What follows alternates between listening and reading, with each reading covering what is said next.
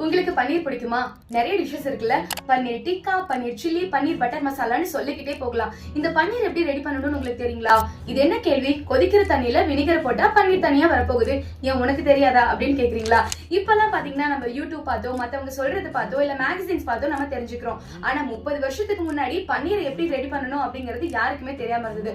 ஆனாலும் இத தெரிஞ்சுக்கிட்டு இப்போ பயங்கரமான பிசினஸ் பண்ணிட்டு இருக்கிற பத்தி தான் இன்னைக்கு நம்ம பார்க்க போறோம். ஒருத்தர் பால் வியாபாரம் பண்ணிட்டு இருக்காரு. சரியான முறையில விற்பனை போகல அப்படிங்கறதுனால ஷட் டவுன் பண்ணலாம் அப்படின்னு யோசிக்கிறாங்க. அப்பதான் அவருடைய மகன் இல்ல நான் இதை சக்சஸ்ஃபுல்லா ரன் பண்றேன் அப்படின்னு சொல்லிட்டு அவர் பிசினஸ் கையில எடுக்கிறாரு. நம்ம கிட்ட இருந்து தான் பெங்களூர்ல பால் வாங்குறாங்க. அவங்க மட்டும் எப்படி சக்சஸ்ஃபுல்லா ரன் பண்றாங்க அப்படிங்கிற விஷயத்த தெரிஞ்சுக்கிறாரு. அதுக்கப்புறம் தான் அவங்க பாலை பன்னீராக்கி விற்பனை செய்யற விஷயம் இவருக்கு தெரிஞ்சது. அப்பெல்லாம் பாத்தீங்கன்னா எப்படி பாலை பன்னீர் ஆக்கணும் அப்படிங்கிற விஷயம் நிறைய பேருக்கு தெரியாம இருந்தது.